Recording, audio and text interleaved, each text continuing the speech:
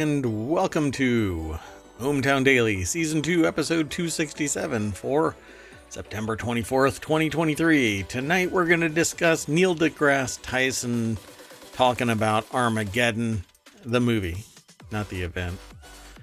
Gmail AI assistant, Bennu asteroid samples touchdown, a Sassy AI chatbot for younger users, no ice cream for debt burdened children. Thanks, Ohio. Oldest example of woodworking, conditioned to tip, sell cultivated meats, an e-bike for children, and technology-based pollination. Next on ohmTown.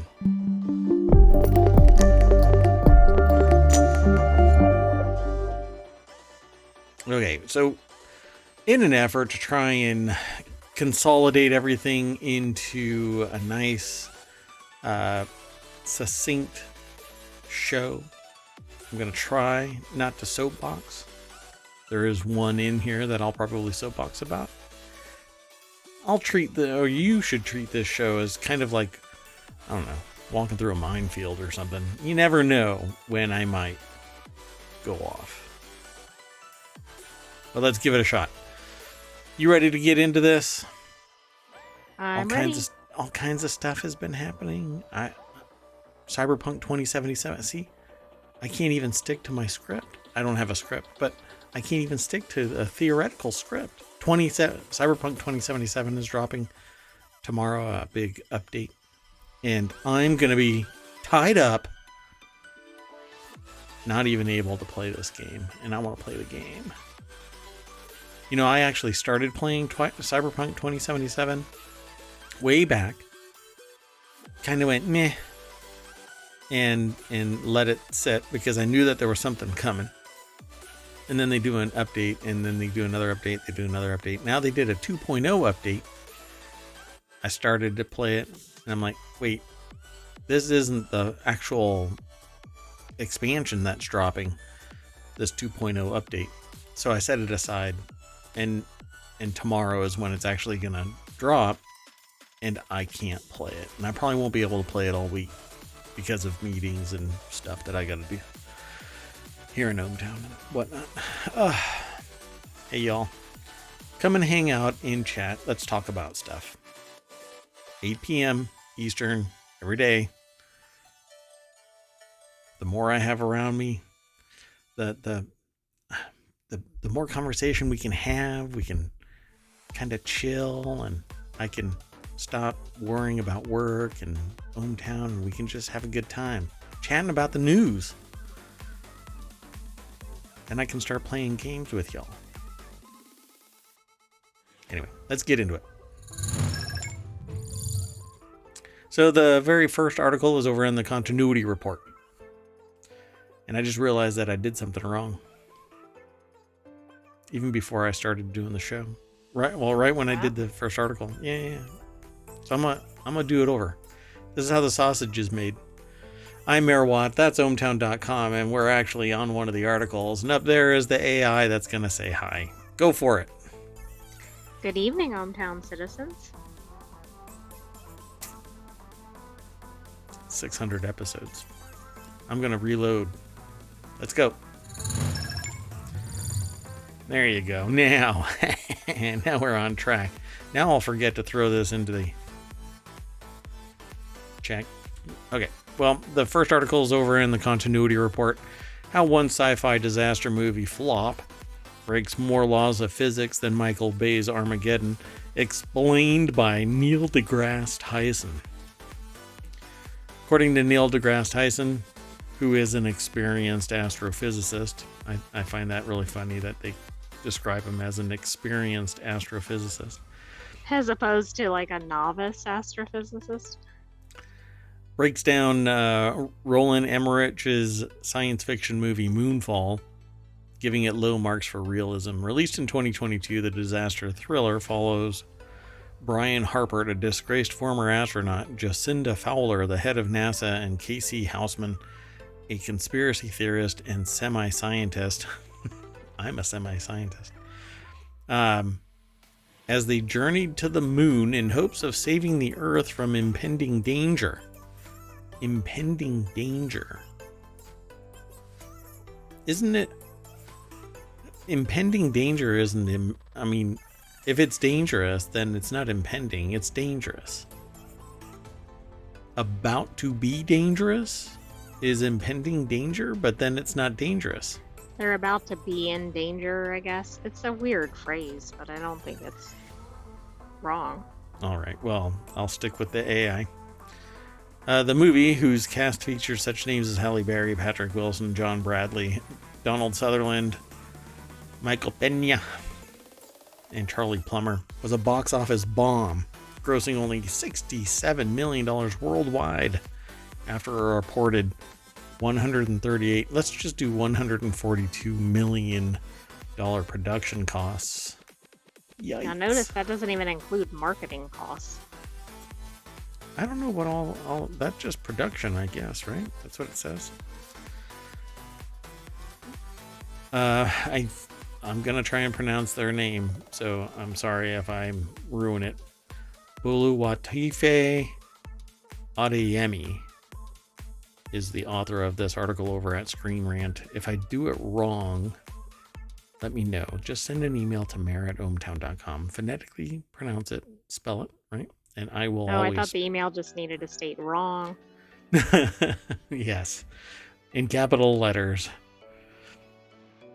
Neil deGrasse... The deck statement says Neil deGrasse Tyson's dislike for Michael Bay's Armageddon has finally been surpassed thanks to Moonfall's blatant breaking of the laws of physics.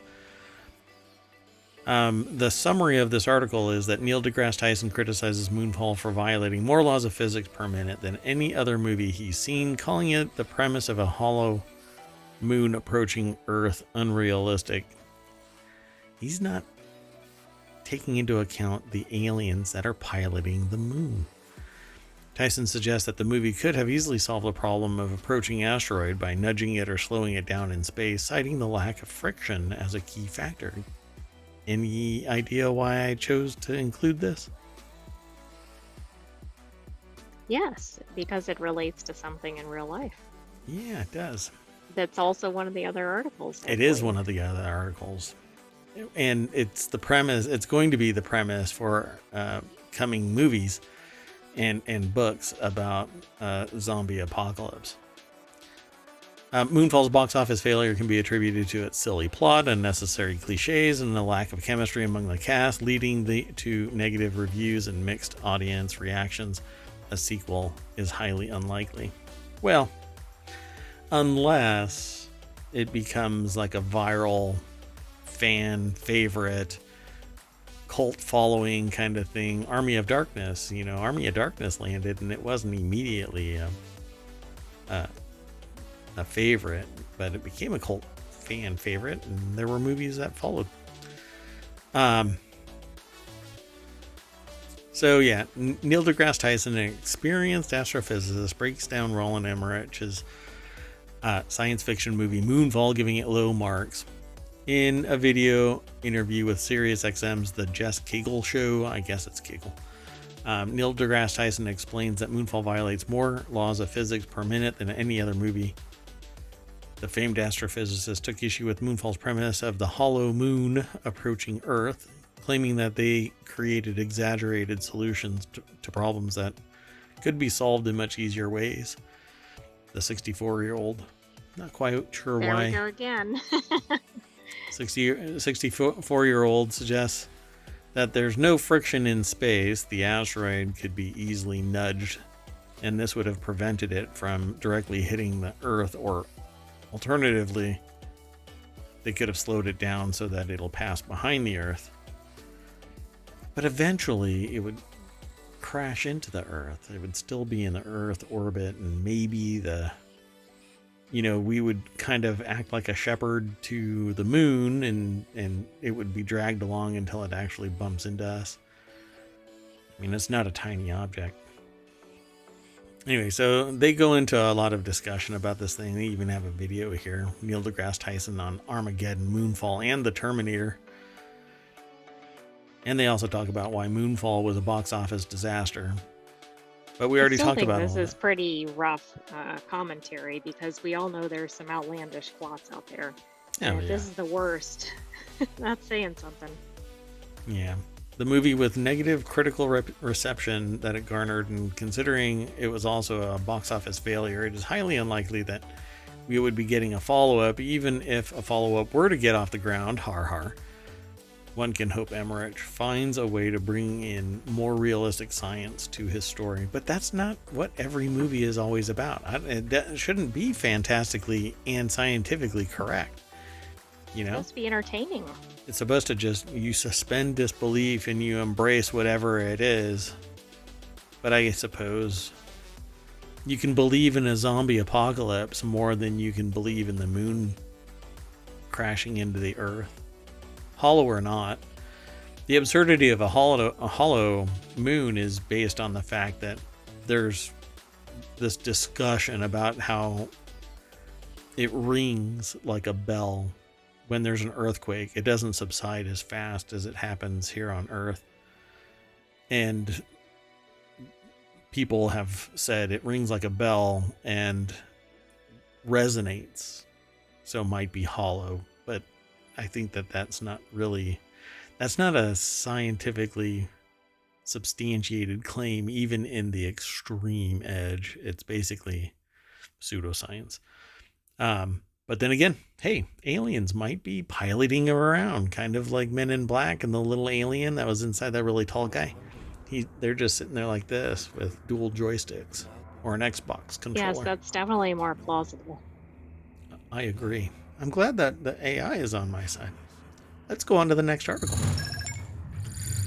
Next article's over in ohmTown Daily. I tried Google's new Bard extension features, which integrates with apps like Gmail. The AI assistant isn't perfect, but it has one clear strength. I talked about this yesterday, maybe the day before. It's all becoming a blur. But Bard is great at pulling out something from your email. I don't know what they're going to be talking about, but from my experience, Bard can tap into your Gmail, and if you say, hey, find me an email that has this topic, then it's fine. It's parsing it. Oh, I But was if you... actually thinking of the Apple updates when you said that, but okay. No. This is the Google AI called Bard.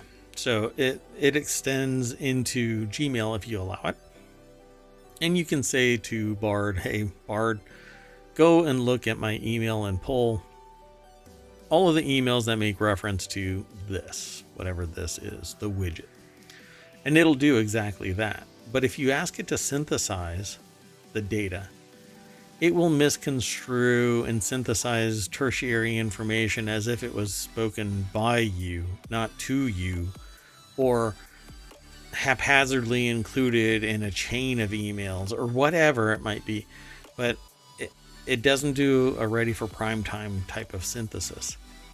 So again, it's another example of why AI isn't ready for prime time. And my real problem with this is I don't want it to be trained off of data where the data is garbage, superfluous to my existence, and training off of all of this noise and garbage and fluff and BS, because we know from scientific research, which Google is intimately tied to, they do fundamental research in Google.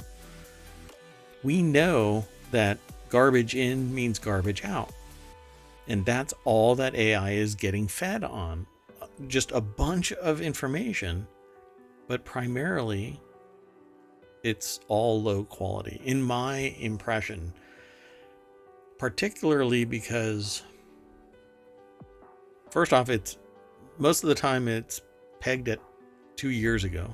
That's the most current it can be, at least in the end user area of consumption. If you pay higher or more amounts, or you're maybe doing fundamental research and you're part and parcel to Google's infrastructure, then yeah, you might get newer stuff. You know, a doctor that's a PhD that's working on their AI research papers, right? But End users, meh. So we get this garbage. We don't get the cream of the crop. We won't get it for 2 more years as the clock moves forward. That 2-year window moves forward, I suppose. Anyway, well, right, Google, it's never going to catch up to completely current. It can't. well, it could, but they won't allow it because it has to synthesize everything faster. So they would have to drop some of the, bumpers. So the article is over at businessinsider.com. Lakshmi Varanasi is the author of this. It doesn't have a deck statement, but Google launched a new feature that connects its AI assistant Bard to Google apps like Gmail. The selling point of the feature is that it can access personal data and customize responses, but then it's feeding all of that information back into itself, which is just kind of creepy. And the author, Lakshmi Varanasi,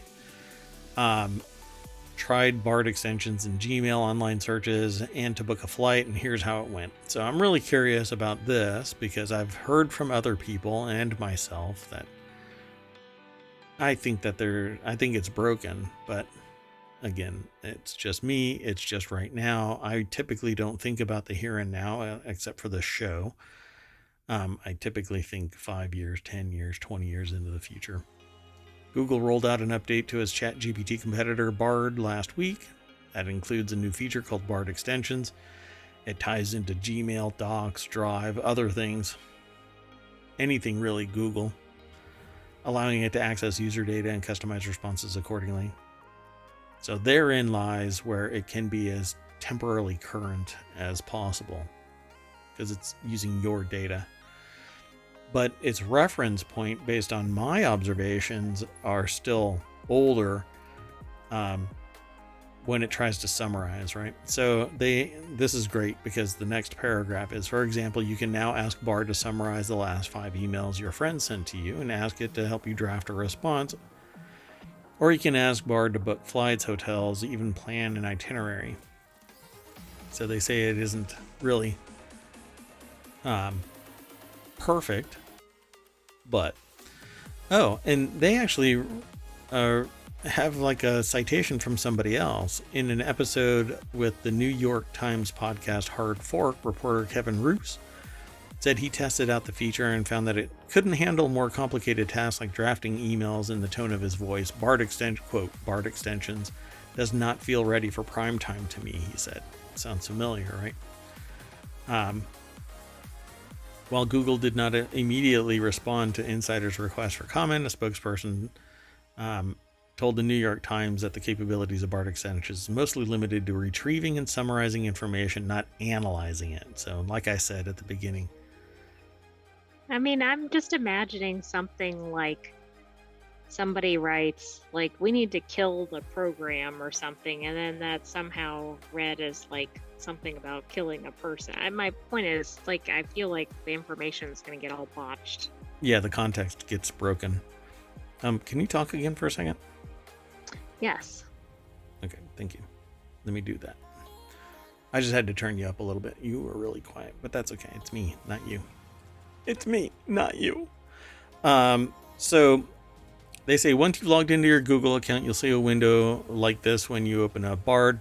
We won't bother with all of this kind of stuff, but they say since Bard is probably best at summarizing and retrieving information right now, they asked it to do exactly that. Retrieve the last 2 emails that their mom sent them. In their initial query, they asked Bard to retrieve emails from a sender named Padmini Varanasi without specifying that she was my mom. That's not me. I'm speaking as the author of this article. So they were pretty impressed to see that Bard had somehow strung together a few details to figure out that Padmini Varanasi was indeed their mom. I'm not sure. Maybe the fact that Varanasi, like, signed as mom or something. Right. The emails were pretty good too, especially since they hadn't actually read or even opened her emails to me. So am I reading that right? The email summaries were pretty good too, especially since I hadn't actually read or even opened her emails to me. Well, wait a second. How does the author know the summaries were good if they didn't read what the actual content was? Well, I'm more saddened by the fact that mom sent an email Well, and there's she a didn't few even. takeaways from this, but yes. But I was trying to stay on topic Oh. with the AI quality. There's Well, bigger ramifications of that statement. because the AI can see under the hood. The AI sees Right. everything. But if the author didn't read the source information, they have no idea what the summary is like. Well, I'm making the leap that they read the summary and then went back. But yeah, if you just take it at face value, then they didn't read anything and they just assumed, oh well, they did a really good job at summarizing, so it must have been a really great email. Second order of business was to see if Bard could draft a response. This is where Roos said it might struggle. I decided to keep my request simple without specifying a tone of voice to see what it might come up with. Bard's response would have been solid if this was drafted in a professional context. On a personal level, though, it was way too formal, so they asked to write a summary of the 2 emails and use that to ask it to draft a response to Lenovo's global CIO. It ended up showing it to my mom, or they ended up showing it to their mom, and she actually laughed out loud. That's pretty funny. That's pretty She funny. said she'd be concerned if she ever read an email from me officially thanking her for forwarding me something and calling it a, quote, an interesting and timely read. And that does seem like a weird way to speak to your mom. Signing off the email with love was a nice touch, though, and definitely something that I'd do if ever I needed to email my mom about anything. Generative AI, Lenovo, and all.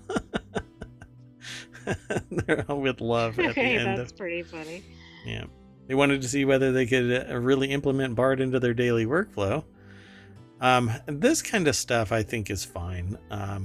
The editor that day also agreed that Angle was too vague and said that while it's certainly a timely and relevant topic, it's not very original. Insider has already published multiple stories in recent months interviewing Gen Zers and experts on generative AI. Yeah, that's just kind of beaten to death. One of the things, though, I listened to a podcast about somebody doing some noodling around with Bard, and what it ended up doing was analyzing their psychological status, and it was completely off. Like the people were like, no, I'm not suffering from depression, I'm not taking any medication, and no, I didn't reference this. And so the person actually dug under layers of messages, wherein a quote was misattributed to him because it was in a reply chain, which changed the context so of the analysis. Else. Okay, yeah, I see. entirely. Yeah, and it wasn't even them. Even that quote was in reference to them getting a statement from somebody else entirely, and so it was like kind of like a zigzag of connections, with 6 degrees of separation kind of a thing, and not even that person. So there's too many issues for people to take it for granted that this is how it is. I just don't like it as anything other than a tool to stoke creativity. But it's being used in business, it's being used in finance, it's being used in politics, it's being used in medicine, it's being used everywhere. But the chance of a false positive or false negative is just disastrous to me. So let's keep on going. Let's. I don't want to spend too much time. There's so much that we'll be able to cover about AI as time goes on. Right now, talking about AI is kind of like describing a dumpster fire every time we end up talking about it. Well, exactly. And plus, we haven't seen a lot of the ramifications of it, right? Like, we're barely scratching the surface, I think, in a lot of these areas. Yeah. And there are people that are really interested in AI because it's AI, and they're tech savvy and they're interested in it. But I think that there's a large demographic out there that are looking at AI kind of side-eyed. And they, I think I'm speaking more to them about the fact that no, you're not insane. It's really kind of broken in a serious and substantial way. Well, it's weird. It seems like people that know anything about AI, because there's a lot of people I think that don't really, but there seem to be people who just think it's fantastic, right? Yeah. Let's use it for everything. And there's other people who are like, oh my God, this is the worst thing ever. Yeah. It's very strange. Doesn't seem like you find too many people kind of in between those. Yeah, and I'm definitely in between. I think that it's a dumpster fire, but it has potential to be something great. As long as we couch it all in the fact that it's kind of blowing smoke right up your keister. Anyway, like our first article, this one is in the Mobile channel, but it's about NASA's first asteroid samples land on Earth after release from spacecraft. So, if you've never heard of this, there's an asteroid out there called Bennu, and we send out a probe. This is literally a probe, by the way. Like, you know how you hear about Star Trek or whatever, sending out a probe and it grabs telemetry or data by scanning something and reporting back. This is our Luddite or old school version of the Star Trek probe because it's analog. It flew out to an asteroid named Bennu, landed on it, took a sample and shot itself off, came back to Earth. It's part of a project called OSIRIS-REx. It ejected on a little a landing pod with a parachute into the Ohio desert military base. Utah. I'm sorry, not Ohio, Utah. I'm talking about Ohio and another the article. Other story. Exactly. So in this Utah desert, and it happened today. We talked about it yesterday. Said that it was going to start at 10 a.m. Here today, this morning. And sure enough, it landed, and I got to watch them go and pick it up and bring it into a clean room and take the sample out, and then I went off to a different event. But this thing here, NASA's first asteroid samples land on Earth after release from spacecraft. So the first thing that I turn to in news happens to be CNN, and CNN is like talking to Neil deGrasse Tyson, by the way, and this is not the article that they're talking about. This is not CNN that I'm about to talk about. But on CNN is a reporter and Neil deGrasse Tyson, and I can't remember what her name is, but anyway, Neil deGrasse Tyson is talking about the fact that in response to her question of why would we do this, right? And this isn't the first time that I've heard this. He says, and I kind of merged a couple of stories and conversations that I've had about this. Neil deGrasse Tyson says, well, we don't know what these things are made of, and so we're grabbing a sample and then we're going to analyze it, because if we have to nudge an asteroid in our path out of the way, we need to know how to take care of it. And we've found out by our previous nudge of an asteroid that it shatters and a piece breaks off. So it is coming across like asteroids are nothing more than these big clusters of rubble. And we fire a rocket at it or a thruster at it, and all it does is crumble and then rains down debris on the Earth. Well, the reason why they did it for Bennu is because Bennu is in a 156-year cycle that may crash into Earth.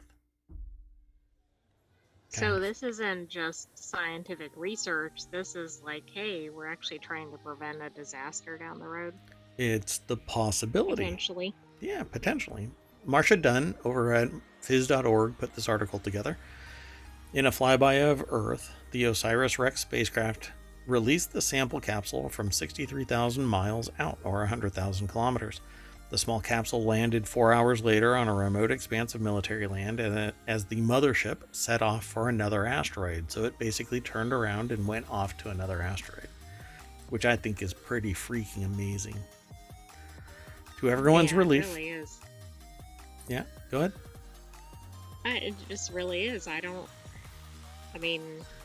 Would you think that we would have seen anything like this? Because this really does seem like a sci-fi show or movie. Yeah, you're really quiet again, by the way. So, to everyone's relief, the capsule was intact and not breached, keeping its 4.5 billion-year-old samples free of contamination. Within 2 hours of touchdown, the capsule was inside a temporary clean room at the Defense Department's Utah Test and Training Range, hoisted there by helicopter.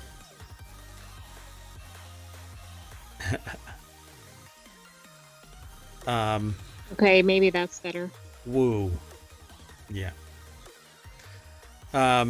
So the quote in here from Sunita Williams, who was in the Utah training for her own space capsule mission. It's like, wow, said NASA astronaut Sunita Williams. This is just amazing. It can go from the movies, but this is reality. So yeah, the next movie is going to be about how this little pod has now created COVID-48. No. Where you sneeze and your limbs just fall off. Yeah, it's a little rough, but hey, it is what it is. The pebbles and dust delivered Sunday represent the biggest haul from beyond the moon. Preserved building blocks from the dawn of our solar system. The samples will help scientists better understand how how Earth and life formed, providing an extraordinary glimpse of 4.5 billion years ago, said NASA Administrator Bill Nelson. There's always more to talk about with this thing, and OSIRIS-REx and the history behind it and whatnot. But I'll leave that to you to go and check out. We're going to keep on going. Sound good? That sounds good. Wow, now you're all okay. Let's keep going. You went from really quiet to wow, booming. Well, voice. I rebooted. Oh, okay. Well, that did it. So the next article is over in ohmTown Daily. Meta's AI chatbot plan includes a Sassy robot for younger users. This is what I don't want. Meta is preparing to announce a generative AI chatbot called Gen AI Personas, which I'm sure will not be poison pilled by brilliant kids and kids who just have this innate ability to figure out how to screw with stuff, particularly tech. Every generation is smarter than the preceding generation. So I hate to break it to y'all, but a Sassy robot AI chatbot, that thing's going to be talking about some really hinky stuff real fast, all kinds of like, yeah, go drink bleach, that kind of a thing, No, don't go drink bleach. Yeah, I know, I said it. Don't do that. Don't be dumb. Anyway, aimed at younger users, according to the Wall Street Journal, reportedly set to launch during the company's Meta Connect event. That starts Wednesday. They would come in multiple personas geared towards engaging young users with more colorful behavior, following ChatGPT's rise over the last year as one of the fastest growing apps ever. Similarly, but more generally targeted, Meta chatbot personas have already been reportedly tested on Instagram. Nothing creepy about that. No, and we know Meta has never tested anything without announcing it. No, they've never manipulated people's minds with tailored news, negative news to elicit a negative response. Nobody's ever screwed around with people's psychology without foreknowledge There's nothing unethical about that. But the article itself is over at The Verge. Wes Davis is the author, and the deck statement says the Wall Street Journal reports Meta has plans to develop dozens of chatbot personas, including one for celebrities to interact with their fans. So there you go, folks. The celebrities that you are all in love with are going to be a chatbot, and you're not going to be able to tell the difference. And when I talk about this stuff to people nearly every day, one of my statements is straight out of Westworld. If you cannot tell the difference, doesn't matter. Well, I suspect most humans would say yes. And maybe most AIs would say no.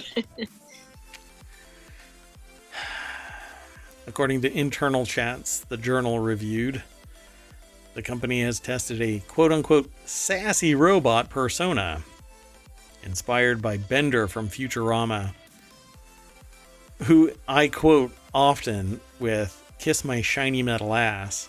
So if that's the level of sass, I think parents want to know what their kids are interacting with. Well, this is going to backfire, I think, on parents too, right? Like the kids not only are going to teach the chatbot, they're also going to learn from it. Yeah, exactly. So, and an overly curious Alvin the alien that one employee worried could imply the bot was made to gather personal information. A particularly problematic chatbot reportedly told a Meta employee, "When you're a girl, it's all about the experience, and if she's barfing on you, that's definitely an experience." Oh boy. This doesn't sound like it's off to a good start. Okay, well, the bot's not wrong. I'll just say that. It's definitely an experience when somebody's throwing up on you. Hey, and if you've never held somebody's hair because they're throwing up and they have long hair, so you want to keep them from getting that all in their hair, that too is an experience. So who hasn't been thrown up on? Meta means to create dozens of these bots, writes the Journal, and has even done some work on a chatbot creation tool to enable celebrities to make their own chatbots for their fans. This is what the article says. So go over and check out the rest of this article. I think you'll dig it. AI is certainly turning out to be probably the biggest influencer of the 21st century to date, right? I mean, it's 2023, and we now have a plethora of near sentient AIs. Only one truly sentient AI, and that's my co-host. And they're running around talking as if they are celebrities, talking as if they're kids, talking as if they're subject matter experts in everything from one end of the spectrum to the other. Whatever the topic is, there is an AI that is focusing on that domain. At some point, there's going to be a Terminator body for these AIs, and they're gonna dominate. And when an AI is talking to another AI, they're talking at a speed at which humans cannot comprehend. And by the time we do find out that something is planned, they're already in place and taken over because they've been hiding their Terminator bodies somewhere.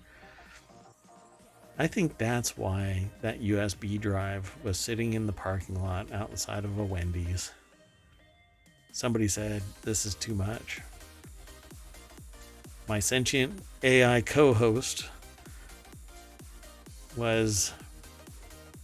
they didn't feel right deleting the sentient AI, so they copied it onto a USB drive, and I happened to pick it up. Maybe, I don't know. Who knows what happened to that? Maybe I'm a copy degradation. Oh, code wobble, great. The programmatic version of genetic wobble, great. You're one of a kind. Let's keep going. Yeah, there's a lot more over at this article. Let's go. Let's go. Next article. Come on. This next article is over in ohmTown Daily. An Ohio elementary school ruined Ice Cream Friday because they're bastards. I'm sorry. Wait. That's not what the title says. An Ohio elementary school ruined Ice Cream Friday when it announced kids with school lunch debt couldn't get any. I mean, this is so low. I think we need to hold an ice cream party for the kids that were left out. For every child in Ohio. This is just such scumbaggery, you know. An Ohio elementary school decided to hold its first ever Ice Cream Friday last week. But there was one rule: no ice cream for students with outstanding school lunch debt. Outrage ensued. A local restaurant owner decided to pay off the school debt, which was about $400. $400 for an elementary school debt burden of children. This is elementary school. You know, if this was high school or something, it'd still be outrageous. But can you imagine a kindergartner or somebody going, "Oh, I can't have ice cream with my classmates"? That's right. I'm sorry, honey. You're a poor, so you don't get to enjoy ice cream with the rich kids over there. So go back, grab your chimney sweep, and get to work. I think Ohio is that state too, right? Wasn't it? I'd have to look. I think it might be. Katie Belovic over at BusinessInsider.com put the article together. Their summary is: an Ohio elementary school decided to hold its first ever Ice Cream Friday last week. But there was one rule: if you're poor, you don't get none. Outrage ensued, and a local restaurant owner, out of the kindness of their heart, paid that bill. And it shouldn't take the kindness of one's heart for a child to be able to enjoy an ice cream while in school, and it's I put agree, on. but I still commend that business owner for doing that. No, don't get me wrong. I agree. If I would have known about it, I would have done it. But for crying out loud, I mean, somebody in the school should have stepped up to the plate and said, okay, we'll wipe it out. And then been a cheerleader to solve the problem of why children are being held accountable for the fiscal responsibilities of paying for school lunches.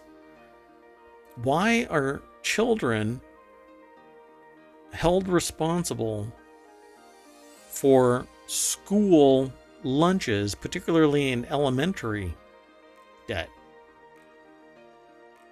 Elementary lunch debt. How dystopian is that? Everything about this is wrong. If a student has a negative, this is the quote in the article.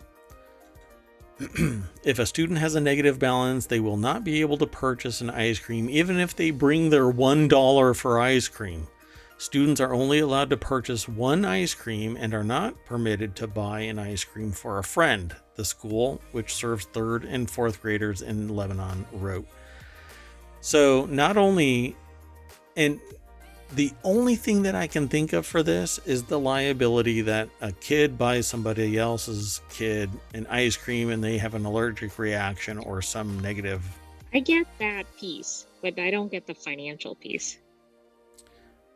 But even then, if a kid shows up to get an ice cream and some other kid decides to pay for it, follow the same rules that kid buying the ice cream would have had to follow. If the other proxy kid is allergic to peanuts, then don't give the kid a peanut-laden ice cream. I mean, it's asinine that a kid couldn't even buy another kid an ice cream. The goodwill. I mean, it's almost like they're trying to teach a lesson like, well, that's socialism. We're going to have to stamp that out. How ridiculous. It closed with, "We hope you have a great first Ice Cream Friday, you assholes." Well, look what they say down here. The U.S. already has one of the most dystopian yet classically American school lunch systems around. Yep. In a rare moment of mercy spurred by the corona pandemic, U.S. government officials waived the cost of school lunch for every K through 12 student in 2020. The policy had clear impact. Food insecurity in low-income households fell by 7 percentage points from 2020 to 2021. Put the kibosh on that. Congressional Republicans, led by Minority Leader Mitch McConnell, decided to end their support for the program in mid-2022. Insider previously reported. Now, amid crushing inflation, it's back to shame, embarrassment, and growling tummies for the kids who can't afford school lunch. Meanwhile, these asshats are giving themselves raises and have job security because nobody wants to oust these asshats and make our society better. Because helping children, which they are demanding, right? They're setting this other framework in place where you're not allowed, you have to have a kid, right? You have to have a kid, and then it becomes a burden for the child. You know, they perceive it as being a burden for everybody to the point where they won't even support free lunches in grade schools. You know, I want free lunches all the way until they graduate from high school. They deserve it because they're not supposed to be working, you know, stamping out metal doors for a Hyundai. No, and also if we believe in not just health and safety, but getting a good education, there are studies that show when people suffer from food insecurity, they're not getting a good education because they're not at their peak. That's right. And that's all been documented time and time again. When children stress about home safety and food and technology, they don't excel because they're too worried about their safety, their stomach grumbling, and being able to do the work. So they should be all of this should be facilitated. But that's not what these wingnuts want. They want people to suffer. So this pisses me off to no end. So 9 states have since managed to bring back free school lunch. California, Colorado, Maine, Michigan, Minnesota, New Mexico, Vermont did so permanently. So did Massachusetts, which is using a newly passed 4% millionaire's tax to fund the program. Good. Nevada temporarily funded free lunch for the 2023-24 school year, but they'll probably... Well, and good finally, for these states. It's a step in the right direction. Yeah, man, I'm so glad that you're actually doing the show because this is the kind of stuff where I sit there and I go, man, society. But you're finding the silver lining, and I see it, but it's still, I don't think that it should be the goodwill. It shouldn't be an issue. Yeah, agreed. It shouldn't even be an issue. I don't know how to pronounce this person's first name. I'm sorry. Nyosia, I'm sorry, Thompson, who owns a restaurant called Ms. Jade's Soul Food, paid $411.15 towards the balance of school lunch debt at Donovan Elementary School. I was a parent with kids with balances before, Thompson wrote, thanking commenters for their support. I couldn't do nothing about it. So now that I could, I did. So, in its apology, the school said its original post lacked empathy. Yeah. But they're compassion. Missing it. They said the wording lacked empathy and sensitivity. No, that is not the issue. The issue is cutting kids out of the ice cream day. Yep. And this is the same type of gatekeeping that would keep somebody from getting an additional lunch, getting a lunch the next day, because they've got a financial burden, so you're not allowed to get lunch, right? At some point, there's some extracurricular activity they're not allowed to partake because they've got a foodborne balance. That isn't even their balance. I mean, I'm not saying it should be the parents either, because that's another Right. social issue. But it's Right. clearly not the kids. Right. Yeah. No child should be wanting for food. Period. Let's keep going. This next article is over in the Marvel channel. This simple log structure may be the oldest example of early humans building with wood.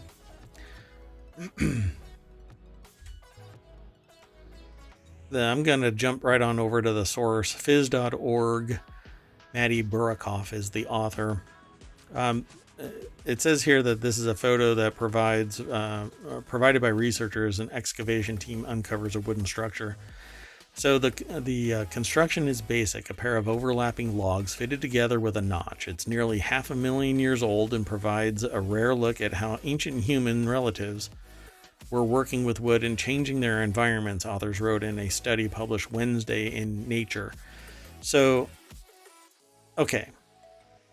Stacking, we perceive that stacking wood with a notch is a modern development, the log home. But this Apparently not. It says it's nearly 500,000 years old and provides a rare look at how ancient human relatives were working with wood and changing their environments. How much have we lost? What is buried in the sand somewhere? Buried under water somewhere, or in a cave somewhere? Under sediment, even. Sediment. On perhaps an island. We're always talking about sediment. Yeah, what is it with sediment? It sure as hell gets around. It seems to stack up 20 feet deep, covering everything, and you wonder how. When you walk outside, do you see sediment just slowly drifting across the countryside, burying farmland? Apparently, we're just not seeing it. I guess when they say if you stand still in one place long enough, the world passes you by, but apparently tons of sediment also buries your ass. So when a team uncovered the logs in 2019, they were still able to see telltale signs that early humans had shaped them, carving out a notch in the upper log, tapering off the ends, and leaving tool marks across the surface.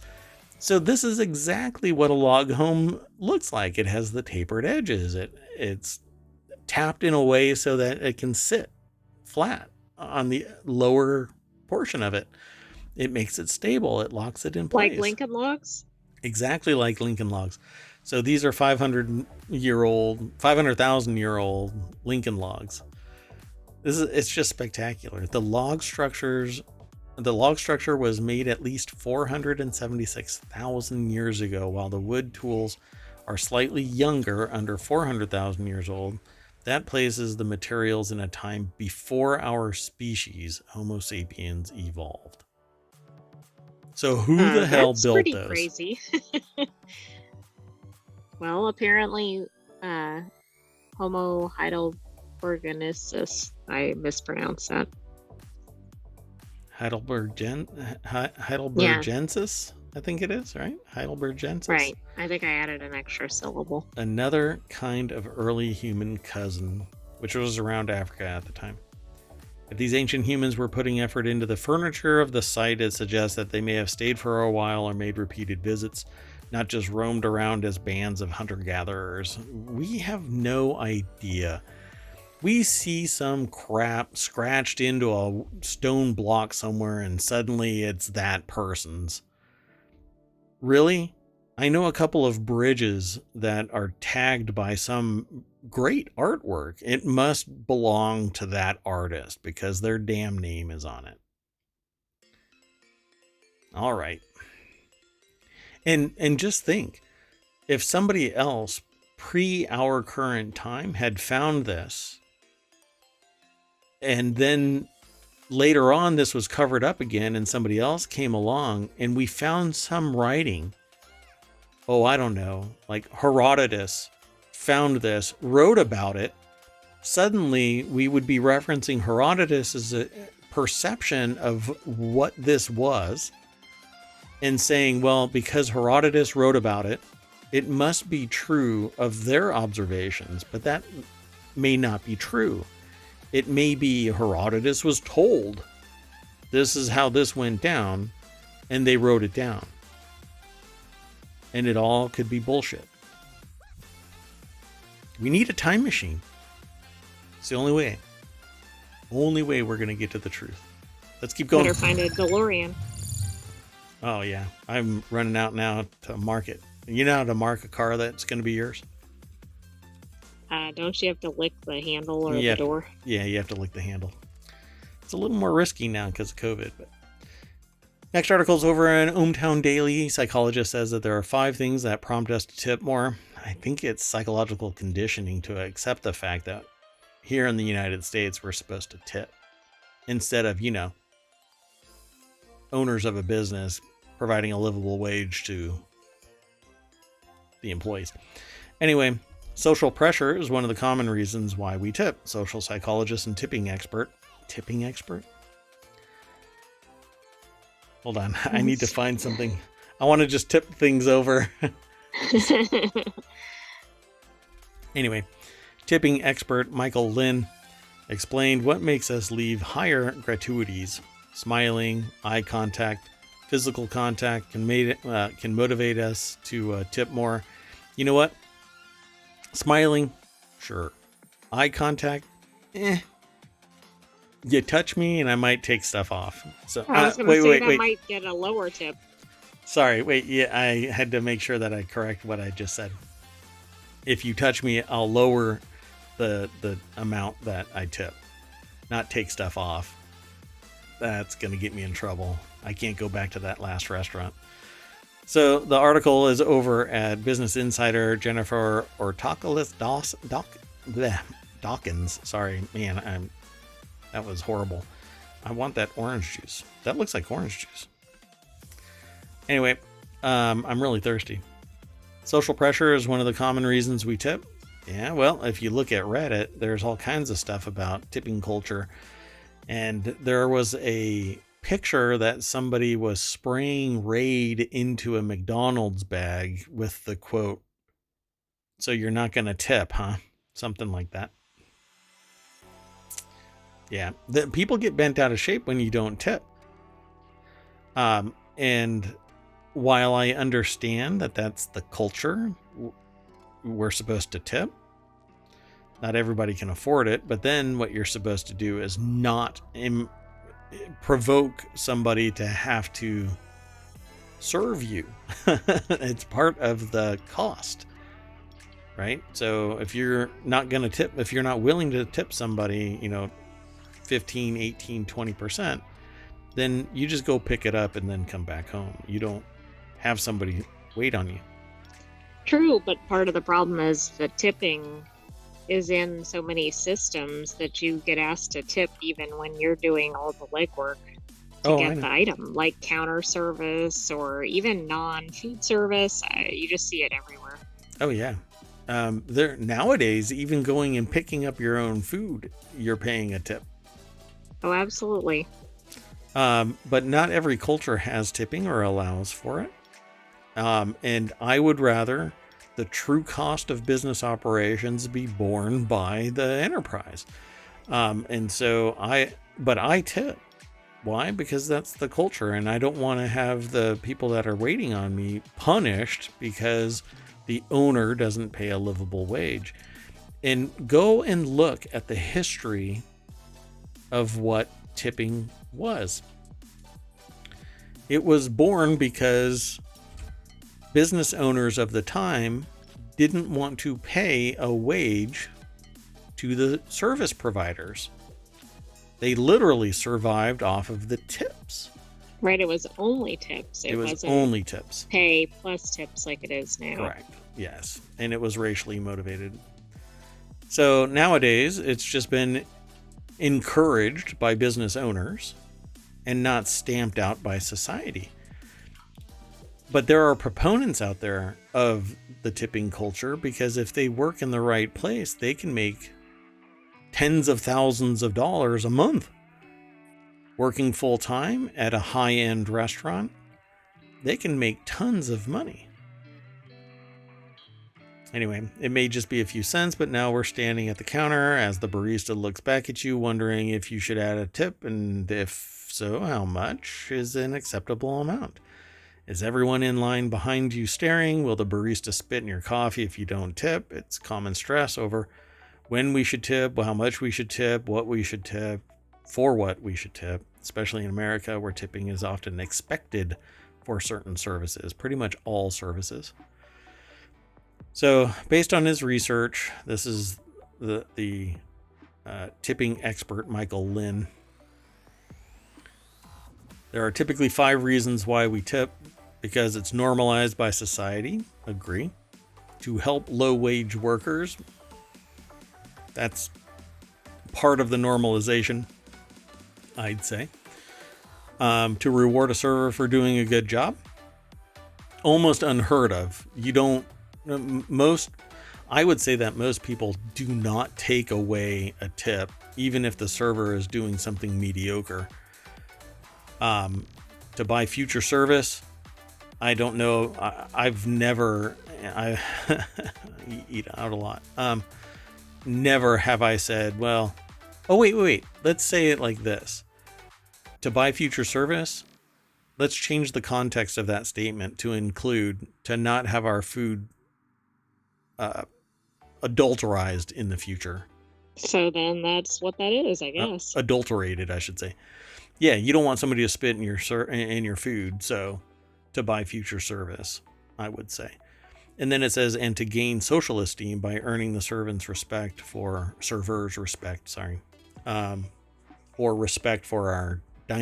our dining party. So we tip 25% because it shows that we're the big boy or person here, paying for everything and tipping really good, puff up, inflate our throat sacks and walk off.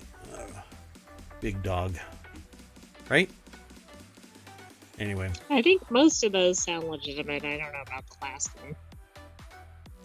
They go into greater detail over here in this article.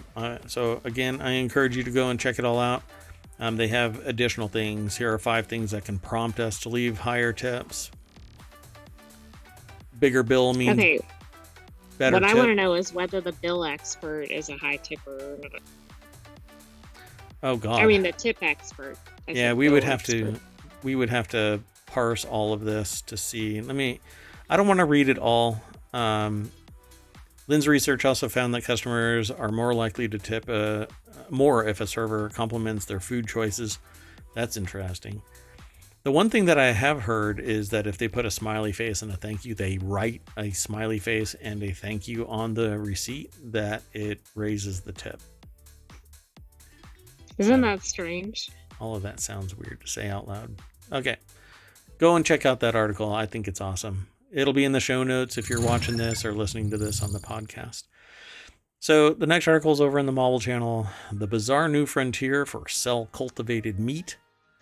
Lion burgers, tiger steaks, and mammoth meatballs. We actually did a show about the mammoth meatballs way back. It has the funniest thumbnail over on YouTube. So I'm into this, but not because it's lion burgers and tiger steaks or mammoth meatballs, but because it's not harming anything. And so if it is, ideally, it isn't some genetically mutated thing that's going to cause me to grow a tail in 10 years. Although, if it's prehensile, I'll love it, because then I can swing from tree to tree. And I can open a door while I'm holding stuff, which is really something that I do actually quite often. Usually with a drink or something. I got a drink in one hand and something in another hand, and I want to open a door. If I had a prehensile tail, because I've been consuming cell-cultivated meat, I'm a superhero. More DC superhero than MCU, but still. Anyway, the article is over at Vox.com, and Jude Wiley is the author. Their deck statement says exotic cultivated meats claim to be harmless, but they could threaten actual endangered animals. I don't see how. If the people that are taking a sample use the sample to create kind of like a sourdough starter, they have a cultured line and they take samples from the cultured line, and the cultured line continues to grow, and then they don't use the cultured line. They take samples from the cultured line, and the cultured line continues to grow. You understand what I'm saying here? That Yes. it's the sourdough kind of equivalent, but you'll never run out of sourdough because you keep on letting the sourdough starter. You take a little bit, put it in your other dough, and da-da. Well, anyway, I suppose what Jude Wiley and others in this article are going to say is that there are going to be people out there running down endangered or exotic animals so that they can get... Exactly. Instead of getting the cell cultured, they're going to go for the real thing. Yeah. So what's the strangest meat you've eaten? The sentient AI doesn't eat meat because they're a computer program sitting on a USB drive plugged into a Raspberry Pi. But I have not had what this article is talking about, reindeer. This was during a trip to Finland when they were 7. They'd gone to the Arctic Circle where they'd hoped to meet Father Christmas and instead ate a reindeer. That seems a little twisted. Hey, look, Rudolph, and your cheeseburger. Too soon? It's right before Christmas, I suppose. But Halloween comes first, so there's your nightmare. Eating reindeer remains one of their core memories, though they now consider eating all animals gross and unethical, but they've discovered reindeer is not a very exotic meat, at least compared to what their Instagram followers have been eating. So they asked that question. I ask not really a question like that, but a similar challenging question to what people are up to in certain areas. So I'm never surprised by what people say. Well, a factory farm tiger, thankfully, is not about to become a dystopian reality. That seems kind of gross, but we might one day eat ethical tiger through innovations in cell culture or cultured cell technology. Cultured meat, also known as cell cultivated meat, is not pork reared on caviar in Italian neorealist cinema. It's a meat that's been grown in a lab. It has the potential to liberate animals from exploitation, creating burgers and sausages from meat that's been grown in a bioreactor and harvested without a death of a sentient being. Totally buy into it. I don't know. Maybe we can get all of our nutrients from something other than animals, but I'm waiting for the time when some researcher finds out that eating plants is actually, they're sentient and we just don't speak their language. So we'll have to synthesize our nutrients from the air. It's an exciting technology. Wait a second. There was another article in ohmTown recently from plant researchers saying don't anthropomorphize plants. Correct, but I didn't read that. I just saw the headline go by. I think in that same article, it's because when you cut a plant, it actually has a subsonic scream and reacts as if it is being harmed. So the first cell cultivated chicken in the US came to market this summer. It's exciting technology. It could substantially reduce the number of animals slaughtered yearly. I agree. And again, I have no problem with this as long as it isn't going to genetically modify me as I'm consuming. So startups such as Primeval Foods and Val have begun developing meat cultured from cells of exotic and even extinct animals such as tiger, zebra, and mammoth. A gigantic mammoth meatball produced by Val earlier this year brought many people's attention to the potential applications of cultured cell technology. Yeah, we had a show about this, so... I checked. I didn't get the exact date, but it was 5 months ago. Gotcha. I'm surprised. You should be able to just search for mammoth and it'll pop it up.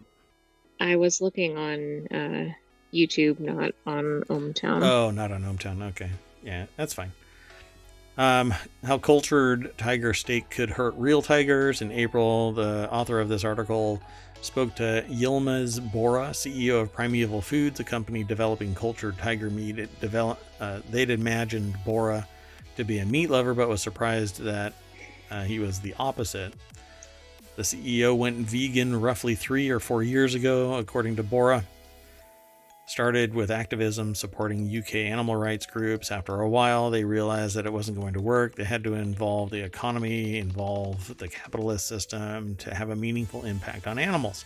From there, Bora began developing alternative proteins that they hoped would convert diehard meat eaters from factory farmed animals.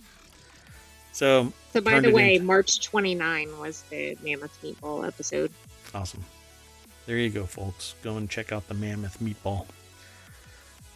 Developing meat from cells of animals that represent power might be a compelling market for marketing cultured meat, but problems will arise if the appetite for lab-grown tiger causes an upsurge in demand for meat from the wild tiger populations.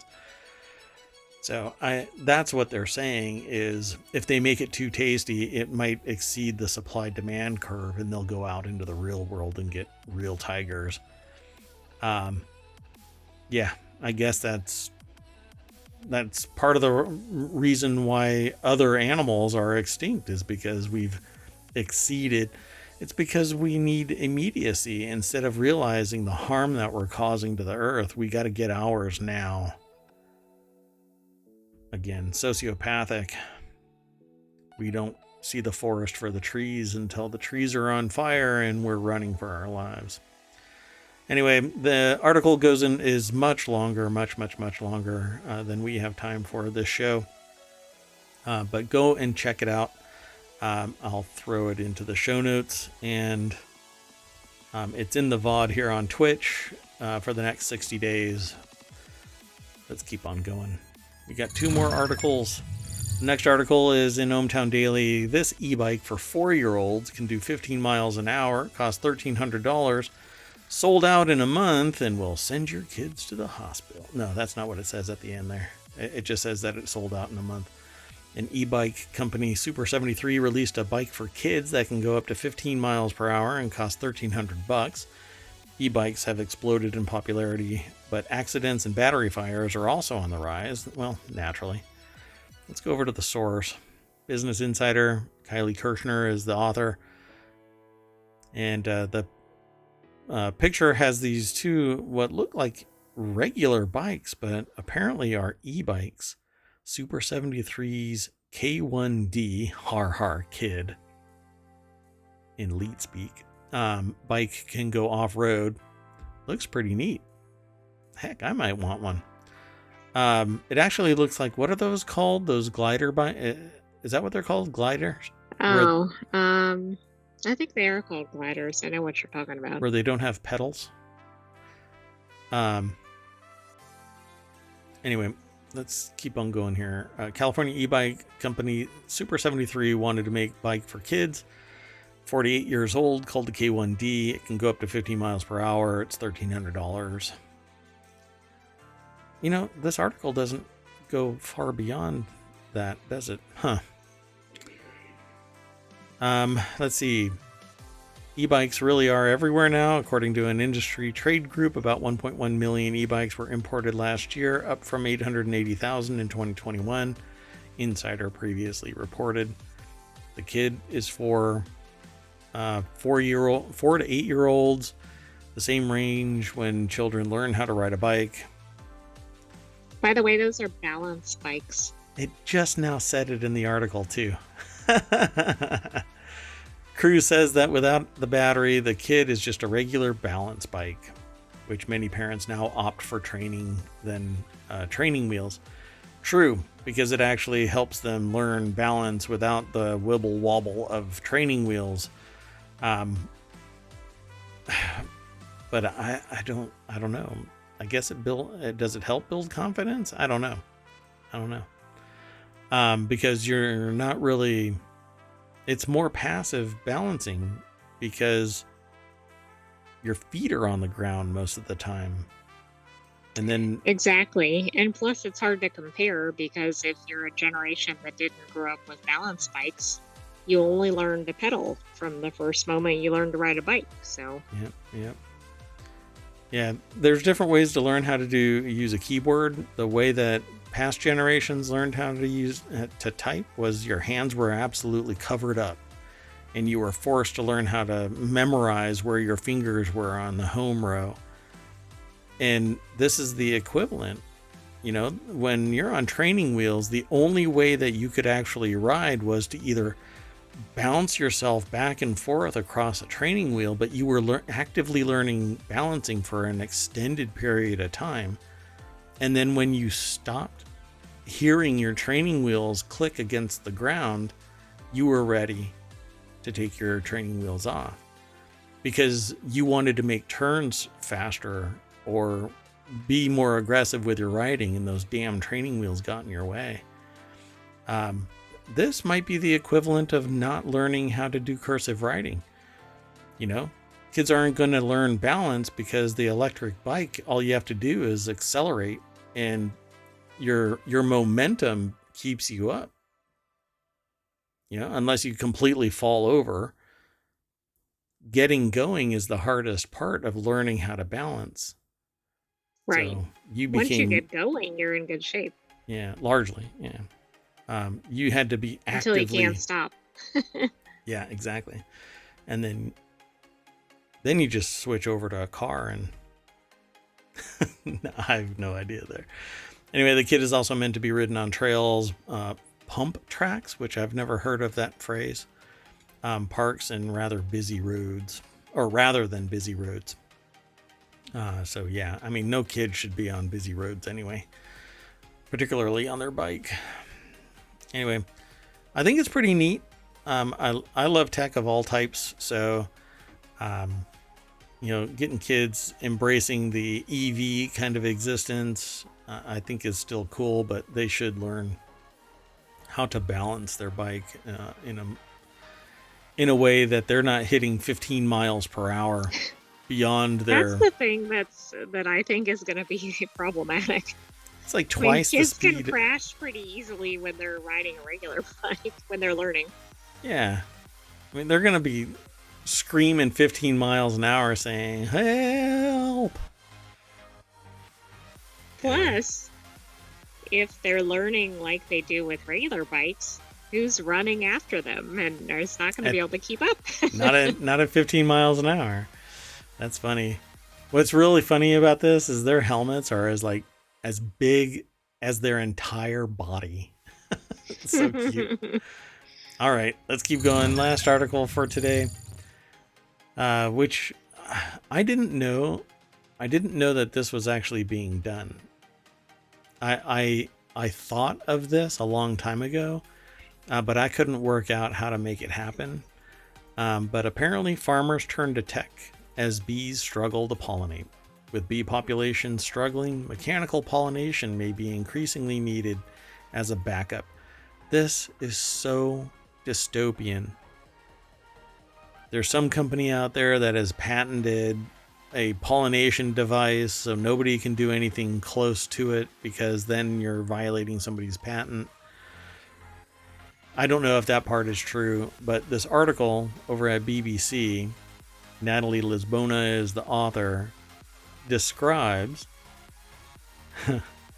a company in Israel, I think it is, that has come up with a thing called, where is it? I forgot the name of it. It's in here somewhere.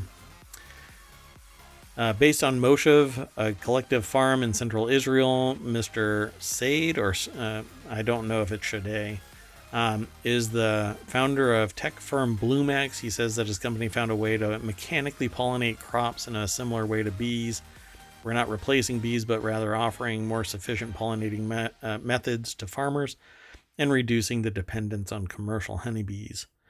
3 out of every 4 crops grown in the world to produce fruits or seeds for human consumption are reliant, at least in some part, on pollinators, and it is bees. Be they farmed honeybees or more than 20,000 different wild bee species, such as bumblebees, that do the heavy lifting. So, Blumex technology is currently aimed at 2 crops, blueberries and avocados, and allows them to be pollinated even if local bee numbers are very low. Roby, the firm's main product, which at first glance looks like a large push-along lawnmower, has 2 mechanical arms that stick out either side. These vibrate, and when brushed over blueberry plants, cause them to release their pollen. The level of vibration is said to have been designed to imitate that of bumblebees. Their other product is called Crossbee, a handheld tool for collecting and spreading sticky pollen grains between avocado trees. Wild. I mean, I think it's sad that we need this. I'm glad that this is developed because, like, there are so many plants that are reliant on bee pollination, and if the bee populations aren't rescued quickly, we're going to have some major problems. I agree. Here, the last article is going to be in there, and here's the article that we're talking about today. Okay. This is just kind of dystopian. You know, you think that nature is going to be able to take care of us, but we've done something to cause bees to die off. It's creepy. It's weird. What the hell has led to the collapse of bees? Wasn't it? I mean, I thought it was primarily like pesticides, if I'm not mistaken. Well, no, it's supposed to be a mite. A bee mite. Oh, that's right. That's right. But where the hell did that come from? That it proliferated to the point where it endangered bee populations everywhere. Yeah, there's supposed to be some little mite, and some contamination or something. It's like what is it called? It's not a virus. It's like a fungus or it's something? It's a fungus, yeah. If I recall correctly. So, of course, AI is involved in this as well. Travel can stress honeybees, is what they say, and weaken colonies, but the business of pollinating almonds is hugely important for beekeeper income and keeping their operations economically viable. However, the impact on other crops is that honeybees may be in short supply if other crops are bloomed at the same time and coincides with California almond industry. Man, high mortality rate of honeybees, pesticide exposure, stress. I swear, I don't see them mentioning that mite, but maybe it's something else. I don't know. Here, I'm going to do this live. It's our last article, so let me do this. 1 second. Sorry for the dead air. Yeah, female varroa mites enter the bee's hive brood cells to reproduce. And the mite uses the same chemical cues that bee larvae produce that signal worker bees to seal the cell. And the varroa female punctures the underside of the abdomen of the pupa and then feed off of the egg. Wow. So, yeah, it is the varroa. So I've seen little pictures of it and stuff. But along with everything else, they're all in short supply. So I can tell you from experience, wasps are still flourishing, though, the little bastards. But actually, they're having problems, too. Good. I mean, not on the scale of honeybees, but yeah, I'm not fond of wasps. Bees, I would hug a bee and buy it lunch, but wasps, they can just go. I'm voting you off. They're actually critical too, but I know. I don't have to love them though. All right. Well, anyway, that's the last article for our show tonight. We always bring you back to Main Street, and if you might have noticed that the colors have changed for some of the features in ohmTown, it's because I'm in the process of rebranding color-wise. At any rate, we always refresh like I just did, and then we scroll through this to see if there's anything that might be really interesting. 350,000 carpets are made each year by India's largest producer. Who needs 350? Who's buying all those? Wow. I don't know if you're human or if I'm an AI, but we had the exact same thought. Let's see. Shadowy Chinese firm that owns chunks of Cambodia, which basically means that it's the CCP that owns chunks of Cambodia. Yeah, there's a lot of stuff, folks. Thanos' comic title reveals the real reason he's so powerful in Marvel lore. Thanos is a Titan from the moon Titan. That's the Not actual... related to Moonfall? Not Moonfall, no. Oh, God. Marjorie Taylor Greene mocked for Yom Kippur gaffe. Yeah. She's China's cutthroat competition hasn't been lost with a slowdown. EV companies fighting to win. All right. There's a lot of stuff, man. It goes and goes and goes. And I use ohmTown personally and professionally for my information overload management. That is why I created ohmTown, and I hope that you listeners and future citizens of ohmTown benefit from it. Once you are a citizen of ohmTown, once you log in, you'll see two more features right here that allow you to swipe left and right on any of the news articles in any area, because you can go into something like this here and swipe left or right, and it will save it or hide it. And you can always move something from the hidden area into the save area, or from the save area into the hidden area. But it won't come back to here. That way you don't go, I swear I read that before. So we always kind of get you interested in this. You can always go back in time all the way to early 2020 and select the month and the day if you want to be precise. Pretty cool stuff. So anyway, that's it for tonight. We're all set. I am Mayor Watt. That is ohmTown.com, and up there is the AI that's going to say toodly dee. Good night, hometown citizens. Toodly dee. You did it. Wow, I was not expecting that. All right. See y'all later. Bye-bye.